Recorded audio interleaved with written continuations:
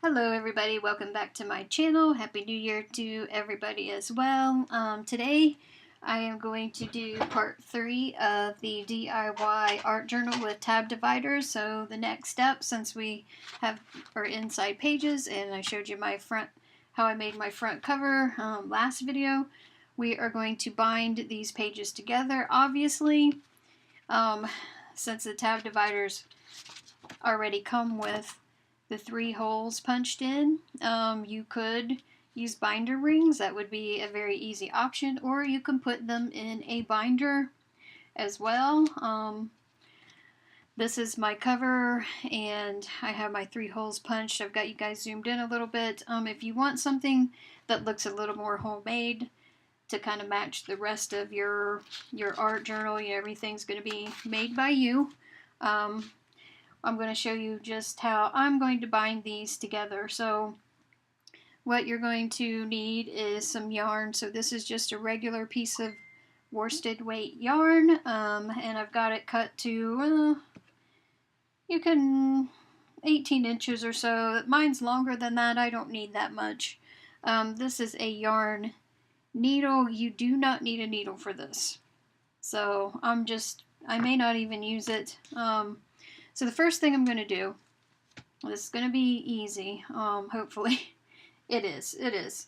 I'm just going to take the needle off, actually. And we have our holes lined up. We're going to start with the front page, the cover. I'm just going to put the yarn through the hole of the first page of the cover. Going to leave some length left. I don't know, that's like 4 inches. And I'm going to tie a knot. So easy enough. So a knot on the first page, just like that. And then all you're going to do is you're going to pick up your second page, line the hole up there. So take the end of your yarn, put it through the hole of the second page, and you're going to pull it through, and then you are going to just put it, you're going to leave a loop here, and then you're going to take this yarn and just put it through that loop like that. And you are going to line those holes up as best as you can. You are going to tighten that knot as much as you can. And that's probably the part that's going to take the most time, is just getting those holes lined up and tightening that knot that you made. Kind of like a slip knot, I suppose. So again, we'll go to the next page, and this is page number 3. We will put the yarn through the third page, just pull it through. You can leave a loop.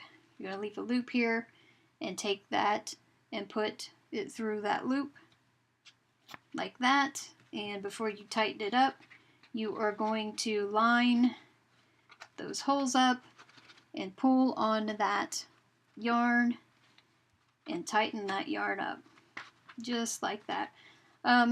Obviously you want your holes reinforced, so since this is 140-pound watercolor paper, this is pretty strong holes, and since the tab dividers are made of a cardstock type of paper, this can take that tugging pretty well. So we're going to continue on this way. As you can see, we've got that binding going on here. And you can take your time and make sure that this binding looks nice and is even. I've done this a few times, and some binding is looser than others, or like some of the slip knots, so I'm going to have to take my time and kind of look at it. I mean, you can also do what I'm doing, lift this next page up like this, and put that through the hole like this. So pull that through, and then take this and put it, you take that, just put it underneath.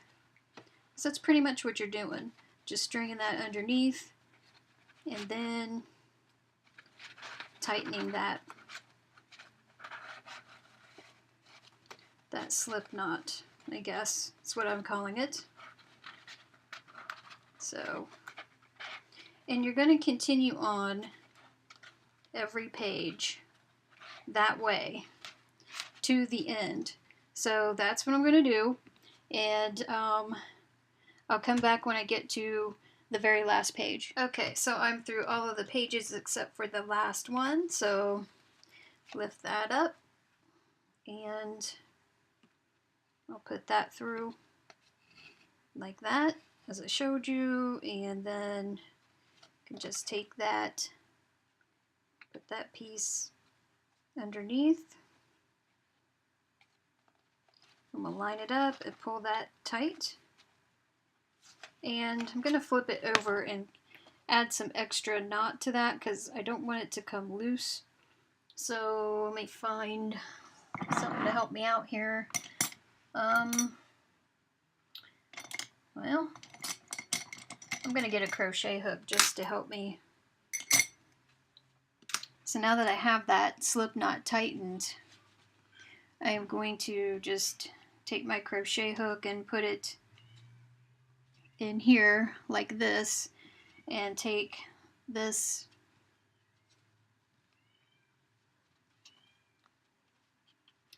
yarn, wrap it around my hook and pull it through the hole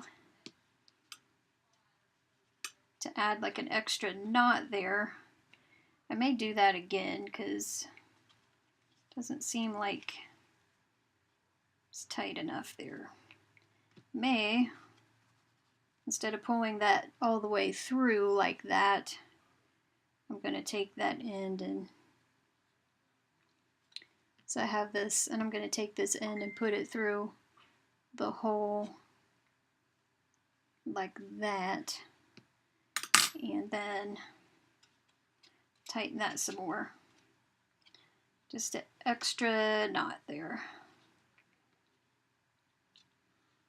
Okay, so cut that off. So we have our wen end binded. It looks kind of neat. It reminds me of Coptic binding in a way as far as looks goes, and it's got a lot of give to it, which I like, because especially if you guys are going to like use your journals and add pockets and things like that, you want to have some give for all of that space, because if you're journaling, you know your pages are going to get thicker. If you don't want as much give, you need to use a smaller yarn, like smaller in diameter, more of a thread-like yarn. Alright, so now I'm going to do the same thing again, and now with the middle hole. So again, starting, let me cut another piece just to make sure that I have a long enough piece. I'm going to cut another piece of yarn, and just to show you again, I'm going to go through that first hole in that first page, or the middle hole of this first page with the yarn, just tie a knot.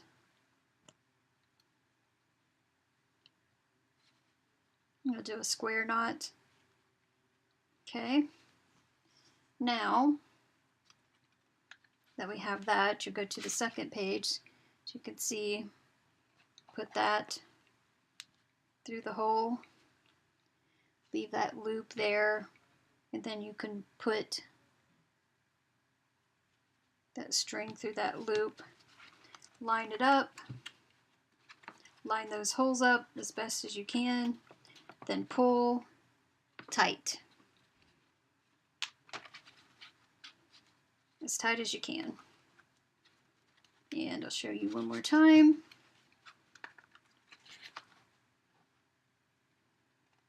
There's your next page.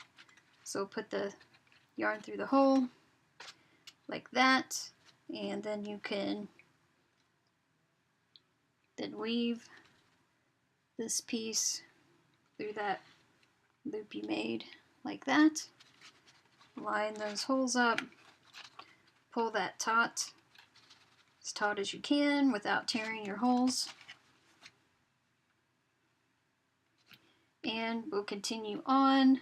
So I'll continue, I will finish the middle section, and then I will finish the end, and I will come back and show you what it looks like and how it works. Okay guys, so here it is. I have the first, the middle, and the last section all binded together. As you can see, it kind of looks, reminds me a lot of the Coptic binding. And it will open flat, so I really like this because all the pages are opening flat. This is not going anywhere. And as I work on this, if I'm not going to do like a 2-page spread, I can just flip that back like that and say I want to just work on this page.